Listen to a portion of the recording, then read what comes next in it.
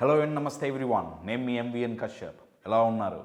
Emotionally స్ట్రాంగ్గా స్టేబుల్గా ఉన్నారా, లేదా ఇమోషనల్గా రోజుకి రోజు వీక్గా తయారవుతున్నారా? ఎందుకంటే అండి, నేను మీకు ఒక ఎగ్జాంపుల్ ఇస్తాను. ఇప్పుడు ఒక అడవిలో సింహం, మృగరాజు అంటాం కదా, సింహం వస్తుంటే అందరూ భయపడుతుంటారు, వామ్మో సింహం వచ్చింది. కానీ అదే సింహం వీక్ అయిపోతే, తిండి తిప్పలు లేక ఆ రిబ్స్ అన్నీ, ఆ ఎముకలన్నీ బయటికి వచ్చేసి నడవలేని స్థితిలో ఓపిక లేకపోతే కుంగి కృషించిపోతుంటే, మంచిగా హెల్దీగా ఉన్న సింహం నడుస్తుంటే ఎట్లుంటుంది, ఇలా వీక్గా ఉన్న సింహం నడుస్తుంటే ఎట్లుంటుంది? ఆ సింహం బాగా స్ట్రెంగ్త్తో ఉండి అడవిలోకి వెళ్తుంటే నలుగురు ఆ సింహాన్ని ఎలా చూస్తారు? ఆ వీక్గా ఉన్న సింహాన్ని నలుగురు ఎలా చూస్తారండి? ఎందుకంటే అండి, ఈ ఎగ్జాంపుల్ ఎందుకు చెప్తున్నా అంటే, మీరు సింహం అయినా సరే, అంటే అంత దమ్మున్న వ్యక్తి అయినా సరే, అంత బలమైన వ్యక్తి అయినా సరే, అంత డబ్బున్న వ్యక్తి అయినా సరే, అంత పేరున్న వ్యక్తి అయినా సరే, అంత టాలెంట్ ఉన్న వ్యక్తి అయినా సరే, మీరు వీక్ అవ్వటం మొదలు పెడితే, మీరు వీక్ అయితే, మై డియర్ ఫ్రెండ్స్, సింహాన్ని చూడంగానే అయ్యో పాపం అని జాలి అందరికీ వెయ్యదు. మనం వీక్ అయినప్పుడు, ఎక్స్పెషల్లీ ఇమోషనల్గా వీక్ అయినప్పుడు అందరూ మన మీద జాలి పడతారు అనుకోవద్దండి. కొందరు ఆ మూమెంట్ కోసమే వెయిట్ చేసే వాళ్ళు కూడా ఉంటారు. మనం ఎప్పుడు వీక్గున్నామా దెబ్బ కొడదాం, ఎప్పుడు వీక్గున్నామా చంపేద్దామని చూస్తుంటారు. చంపేయటం అంటే మనల్ని వచ్చి మర్డర్ చేయటం కాదండి, వాళ్ళ మాటల తూటాలతో మన మనసుకి గాయం చేసి మానసికంగా చచ్చిపోయేటట్టు చేస్తుంటారండి, కాదా? ఇక్కడ గుర్తుంచుకోవాల్సినవి రెండు. ఒకటి, మీరు సింహం అండి. అయితే సింహం అయినప్పటికీ వీక్గా ఉంటే, ఇక్కడ వీక్నెస్ అంటే అర్థం ఏంటంటే ఇమోషనల్గా వీక్గా ఉంటే, మై డియర్ ఫ్రెండ్స్, ఈ సొసైటీని ఎదుర్కోవటం, సమస్యల్ని ఎదుర్కోవటం, ఛాలెంజెస్కి ఎదురు నిలబడి ఎదగటం చాలా చాలా కష్టమవుతుంది. ఇమోషనల్గా స్ట్రాంగ్గా ఉండాల్సిందే. మీరు ఆశ్చర్యపోతారండి, ఎవరైతే ఇమోషనల్గా స్ట్రాంగ్ ఉంటారో వాళ్ళు సంవత్సరానికి దగ్గర దగ్గర $30,000 ఎక్స్ట్రా సంపాదిస్తున్నారు. అంటే దగ్గర దగ్గర 25 లక్షలు ఎక్స్ట్రా సంపాదిస్తున్నారట వాళ్ళు. నేను చెప్పట్లేదండి, సర్వే చెప్తోంది. అంటే ఇమోషనల్గా స్ట్రాంగ్ ఉండటం ఎంత అవసరం. అయితే క్వశ్చన్ ఏంటంటే, బాగానే ఉంది కశ్యప్, మనం వీక్గా ఉండకూడదు, సింహం వినటానికి బాగుంది, సింహం వీక్ అవ్వకూడదు, స్ట్రాంగ్ ఉండాలి, బాగానే ఉంది. వీక్ అవుతున్నామని ఎలా తెలుస్తుంది? సింహం వీక్ అయిపోతే చూస్తే తెలుస్తుంది కదా. కానీ మనం ఇమోషనల్గా, మానసికంగా వీక్ అవుతున్నాం అని చూస్తే అర్థమయ్యేటట్టు ఏమన్నా సైన్స్ కానీ సిమ్టమ్స్ కానీ ఉంటాయా? డెఫినెట్గా ఉంటాయి. అవేంటి అనేది ఈ వీడియోలో మనం తెలుసుకుందాం. ఎంవిఎన్ కశ్యప్ ఒక అమేజింగ్ లైఫ్ కోచ్. ఎందుకంటే జీవితంలో అయినా బిజినెస్లో అయినా సమస్యలు, కష్టాలు, నష్టాలు వస్తుంటాయి. అటువంటి టఫ్ టైమ్స్ని ఎదుర్కోవాలంటే మన మైండ్ టఫ్గాను అన్షేకబుల్గా ఉండాలి. ఎంవిఎన్ కశ్యప్ కండక్ట్ చేసే వర్క్షాప్స్ బీ అన్షేకబుల్ కానివ్వండి, లేదా ఎమోషనల్ మాస్టరీ కానివ్వండి, ఇటువంటి ప్రోగ్రామ్స్ మనల్ని మానసికంగా దృఢంగా చేసి తద్వారా మన ఎదుగుదలకు దోహదపడుతున్నందుకు నాకు చాలా ఆనందంగా ఉంది. ఇటువంటి ప్రోగ్రామ్స్ మీరు మరిన్ని చేయాలని కోరుకుంటూ, wishing you all the very best Kashyap. Good luck. కంటెంట్లోకి వెళ్ళే ముందు, అప్కమింగ్ ప్రోగ్రామ్స్, ఎలాగో ఇమోషన్స్ గురించి మాట్లాడుతున్నాం కాబట్టి, ఫిబ్రవరి 9వ తారీఖు 1 ఫుల్ డే, మార్నింగ్ 10 నుంచి ఈవినింగ్ 5 వరకు, ఆఫ్లైన్లో అయితే హైదరాబాద్లో, ఆన్లైన్లో అయితే జూమ్లో అటెండ్ అవ్వచ్చు, లైవ్లో. Emotional mastery. My dear friends, మీ ఇమోషన్స్ని కనుక మీరు మాస్టర్ చేయగలిగితే మీ లైఫ్ని, బిజినెస్ని రెండిటిని మాస్టర్ చెయ్యగలరు, చెయ్యొచ్చు. So emotional mastery. ఫిబ్రవరి ఎండింగ్లో పబ్లిక్ స్పీకింగ్ మాస్టరీ. చాలా కాన్ఫిడెన్స్తో, స్టేజ్ ఫియర్ లేకుండా, ఎంతో న్యాచురల్గా, ఎంతో ఉత్సాహంతో, ఉల్లాసంగా మాట్లాడటం ఎలా అనేది పబ్లిక్ స్పీకింగ్ మాస్టరీ. తర్వాత మార్చ్లో 22, 23వ తారీఖు 1 and only బీ అన్షేకబుల్ మళ్ళీ వచ్చేస్తుంది. For more details contact the number on the screen. So ఇమోషనల్గా వీక్గా ఉన్నాం అని ఎలా తెలుస్తుంది? నేను 2-3 సైన్స్ అండ్ సిమ్టమ్స్ చెప్తానండి. ఫస్ట్ సైన్ అండ్ సిమ్టమ్ ఏంటంటే ఓవర్ రియాక్టింగ్. ఓవర్ యాక్టింగ్ కాదండి, ఓవర్గా రియాక్ట్ అవ్వటం. అంటే వాళ్ళ లైఫ్లో ఏ సందర్భం జరిగినా సరే, అది మంచిదైనా సరే చెడ్డదైనా సరే, పాజిటివ్ అయినా సరే నెగిటివ్ అయినా సరే, ప్రతిదానికి ఏదో ఒక ఇమోషన్ మనకి ట్రిగర్ అవుతుంది, స్టిమ్యులేట్ అవుతుంది కదా, ఏదో ఒక భావన ఫీలింగ్ మనలో ట్రిగర్ అవుతుంది కదా, పాజిటివ్ అయినా నెగిటివ్ అయినా. అయితే ఓవర్ రియాక్టింగ్ అంటే ఏంటంటే వీళ్ళు ఎలా ఉంటారంటే ప్రతిదానికి ఎక్కువ రియాక్ట్ అయిపోతుంటారు. వీళ్ళని చూస్తే ఇటువంటి మైండ్ సెట్ని చూస్తే నాకు ఒక డైలాగ్ గుర్తొస్తుంది. చిరంజీవి గారి సినిమాలో ఒక డైలాగ్ ఉంది, అంతొద్దు ఇది చాలు అని. వీళ్ళు అతిగా రియాక్ట్ అయిపోతుంటారు. కోపం వచ్చినా అతిగానే వస్తుంది, భయం కలిగినా అతిగానే కలుగుతుంది, బాధ కలిగినా అతిగానే కలుగుతుంది. కొన్ని రోజులు బాధపడుతుంటారు, కొన్ని రోజులు కోపంలో ఉంటారు, కొన్ని నెలలు భయపడుతుంటారు, కొన్ని నెలలు అదే ఇమోషన్లో పడి కొట్టుకుంటుంటారు. అది పాజిటివ్ కూడా అంతే అండి.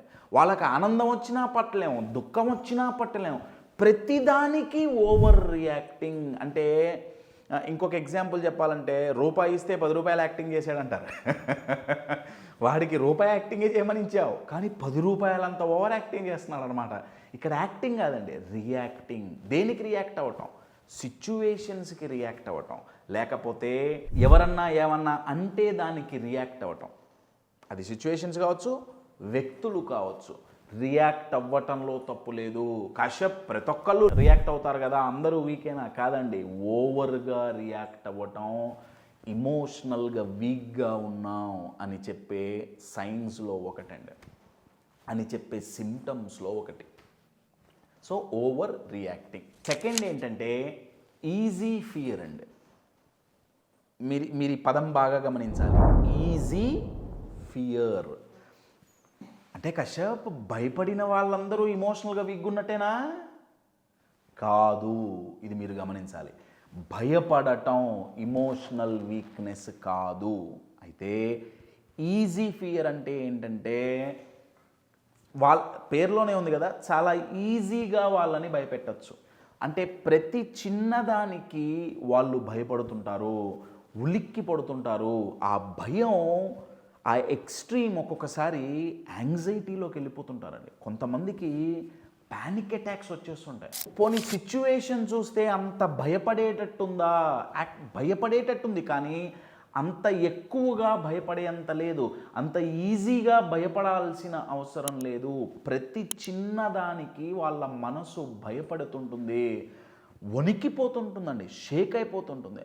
ఒక్కొక్కసారి కొన్నిసార్లు ఫిజికల్గా కూడా సిమ్టమ్స్ కనపడుతుంటాయి. మొత్తం చెమటలు పట్టిపోతాయి, హార్ట్ బీట్ పెరిగిపోతుంటుంది, అరచేతుల్లో స్వెట్ వస్తుంది, మొత్తం అరికాళ్ళంతా తడిసిపోతుంటాయి చెమటతో. ఎందుకు? హార్ట్ బీట్ పెరిగిపోయి పాల్పిటేషన్స్ అంటాం వాటిని ఇంగ్లీష్లో. సో ఈజీ ఫియర్, భయపడటం తప్పు కాదు, భయపడటం మానవుడికి సహజ లక్షణం. హ్యూమన్ మైండ్ భయపడుతుంది, అది ఇమోషనల్ వీక్నెస్ కాదు. కానీ ఈజీగా భయపడటం, ప్రతిదానికి భయపడటం, అది మాత్రం ఇమోషనల్ వీక్నెస్ అండి. ఒక్కసారి ఊహించుకోండి, మీ జీవితాన్ని ఊహించుకోండి. మీరు గనక ప్రతి చిన్నదానికి భయపడకుండా చాలా కాన్ఫిడెన్స్తో, చాలా ధైర్యంతో, లేదా ప్రతిదానికి స్ట్రెస్కి గురవ్వకుండా చాలా పీస్ఫుల్గా, చాలా స్టేబుల్గా, స్ట్రాంగ్గా ఉంటే మీ జీవితం ఎంత బాగుంటుందండి? ఒకసారి ఆలోచించండి. మరి జీవితం అంత బాగోవాలి అంటే మన మైండ్ గురించి, మన ఇమోషన్స్ గురించి, వాటిని ఎలా మేనేజ్ చేయాలి, దాని మీద మనం ఫోకస్ చేయొద్దా? టైం లేక కాదండి, మనకి టైం ఉంది, కానీ దీని గురించి ఐడియా లేక, ఇది మన లైఫ్లో టాప్ ప్రయారిటీ కాకపోవటం వల్ల, ఇమోషనల్ హెల్త్ అనేది టాప్ ప్రయారిటీ కాకపోవటం వల్ల మనం పట్టించుకోవట్లా. గుర్తుపెట్టుకోండి, సింహమైనంత మాత్రాన సరిపోదు, వీక్గా ఉంటే సొసైటీ ఊరుకోదు. బాగా గుర్తుపెట్టుకోండి. సో ఈజీ ఫియర్, ఫస్ట్ ఏం చెప్పుకున్నాం మనం? అతిగా రియాక్ట్ అవ్వటం. ఇంకొకటి చెప్తాను, థర్డ్ది ఏంటంటే గివింగ్ కంట్రోల్ టు అదర్స్ అండి. ఎవరైతే ఇమోషనల్గా వీక్గా ఉంటారో వాళ్ళ కంట్రోల్ అంతా అవతల వాళ్ళ చేతుల్లో వదిలేస్తారు. అంటే వీళ్ళు టీవీ అయిపోతారు, రిమోటు అవతల వాళ్ళ చేతిలో ఉంటుంది. ఏది నొక్కితే ఆ ఛానల్ రావాల్సిందే, ఆఫ్ చేస్తే ఆగిపోవాలి, ఆన్ చేస్తే ఆన్ అవ్వాలి, సౌండ్ పెంచితే పెరగాలి, మ్యూట్ నోరు మూసుకో అంటే మూసుకోవాలి. ఎంత నరకం అండి అది, ఒకసారి ఆలోచించండి. కంట్రోల్ అవతల వాళ్ళ చేతుల్లో పెట్టడం ఇమోషనల్గా వీక్గా ఉన్నట్టు లెక్క. అంటే మనం కంట్రోల్ అవతల వాళ్ళ చేతుల్లోకి ఇవ్వకూడదని మనకు తెలుసు, మీలో ప్రతి ఒక్కళ్ళకి తెలుసు.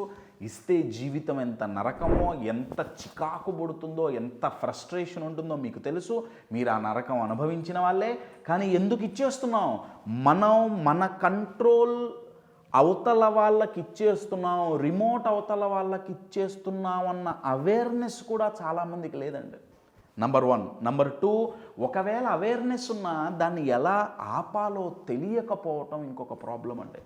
వీళ్ళు ఎంతగా కంట్రోల్ ఇచ్చేస్తారంటే వీళ్ళ లైఫ్లో జరిగే ప్రతి చిన్నది, ప్రతి పెద్దది, ప్రతి పనికి డిసిజన్ వీళ్ళు తీసుకోవరు. ఎవరి చేతిలో అయితే కంట్రోల్ ఉందో వాళ్ళు తీసుకుంటుంటారు. వీళ్ళకి ఇష్టం ఉన్నా లేకపోయినా ఆ రిమోట్ ఎవరి చేతుల్లో అయితే ఉంటుందో వాళ్ళు చెప్పినవే వీళ్ళు చేస్తుంటారు, వాళ్ళు చెప్పిన మాటలే వీళ్ళు వింటుంటారు. ఇంకొక ట్విస్ట్ చెప్పనా, ఇది అలవాటై ఏమైపోతుందంటే మొదట్లో అడగరు, వాళ్ళు వచ్చి చెప్తారు, కంట్రోల్ చేస్తారు, వీళ్ళు కంట్రోల్ అవుతారు. కొన్ని రోజులు పోయిన తర్వాత వీళ్ళు పోయి వాళ్ళని అడుగుతుంటారు, రే నేను కంట్రోల్ తప్పిపోతున్నాను, నన్ను కంట్రోల్ చేయి. అంటే నేను ఒక వస్తువు కొనుక్కోవచ్చా లేదా, నేను బయటికి వెళ్దాం అనుకుంటున్నా, బయటికి వెళ్ళొచ్చా లేదా, నేను ఇది తినాలనుకుంటున్నా, తినచ్చా లేదా, నేను పలానా పని చేయాలనుకుంటున్నా, చెయ్యొచ్చా లేదా, వీళ్ళే అడుగుతుంటారు. అంటే కంట్రోల్ ఎంతగా ఇచ్చేసాం, అర్థమవుతుందా అండి? మన కంట్రోల్, మన మీద అవతల వ్యక్తి ఎక్కువగా కంట్రోల్ చేస్తే అది ఒకటి నరకం, ఇంకొకటి ఏమవుతుందో తెలుసా అండి? మనం చెయ్యకూడదు, మనకి ఇష్టం లేని పనులు కూడా తప్పని తెలిసినా కానీ మనం చేస్తుంటాం. సింపుల్ ఎగ్జాంపుల్, బాహుబలిలో కట్టప్ప ఏమైంది? కట్టప్ప పోయి ఏం చేశాడు? శివగామి చెప్పింది బాహుబలిని చంపే, ఇష్టమా? చంపేశాడా లేదా? తప్పు అని తెలుసు, చంపేశాడా లేడా? మనం పోయి మనుషుల్ని చంపేయక్కర్లేదండి, కానీ మన వాల్యూస్కి ఎగెయిన్స్ట్గా, మన ఎథిక్స్కి ఎగెయిన్స్ట్గా, వాల్యూస్ ఎథిక్స్ ఒక నిమిషం పక్కన పెట్టినా సరే అసలు మన ఇష్టాలకి ఎగెయిన్స్ట్గా వాళ్ళు ఆ పనులు చేస్తుంటారు. ఎందుకంటే వాళ్ళ కంట్రోల్ వేరే వాళ్ళ చేతుల్లో ఉంది. ఇమోషనల్గా ఎవరైతే స్ట్రాంగ్గా ఉంటారో వాళ్ళు ఎవరికి పడితే వాళ్ళకి కంట్రోల్ ఇవ్వరండి. ఇమోషనల్గా ఎవరైతే స్ట్రాంగ్గా ఉంటారో వాళ్ళు ఈజీగా భయపడరు, ఫాస్ట్గా కోప్పడతారు కానీ క్విక్ యాంగర్ ఉండదు, ఈజీ ఫియర్ ఉండదు. వాళ్ళు బాధపడతారు కానీ నెలలు సంవత్సరాలు ఆ బాధలో పడి కొట్టుకోరు. ఒక్క పదంలో చెప్పాలి అంటే ఓవర్గా రియాక్ట్ అవ్వరు. వాళ్ళు రియాక్ట్ అవుతారు కానీ ఎంత అవసరమో అంతే. వాళ్ళు భయపడతారు, వాళ్ళకి బాధ ఉంటుంది, వాళ్ళకి కోపం వస్తుంది, వాళ్ళకి అన్ని ఇమోషన్స్ ఉంటాయి, కానీ అన్నీ బ్యాలెన్స్డ్గా ఉంటాయి, లిమిట్లో ఉంటాయి, ఎంత అవసరమో అంతే ఉంటాయి. మై డియర్ ఫ్రెండ్స్, ఇలా అయితే ఎవరైతే ఉండగలుగుతారో వాళ్ళ లైఫ్ చాలా అద్భుతంగా ఉంటుంది, రిలేషన్షిప్స్ చాలా ప్యాషనేట్గా ఉంటాయి, బిజినెస్లో గ్రోత్ బాగుంటుంది. ఒకసారి మీరు గూగుల్లో సెర్చ్ చేయండి, emotional strength, emotional quotient or emotional intelligence ఎవరికైతే ఎక్కువ ఉంటుందో వాళ్ళ పర్ఫార్మెన్స్ పెరుగుతుంది, వాళ్ళు చాలా హై పర్ఫార్మర్గా ఉంటారు, వాళ్ళు మనీ మేకింగ్ పెరుగుతుంది, ప్రాబ్లమ్ సాల్వింగ్ బెటర్ అవుతుంది. మై డియర్ ఫ్రెండ్స్, 2025లో ఇమోషనల్గా స్ట్రాంగ్గా మనం తయారవ్వాల్సిందే. Manage your emotions before they damage you.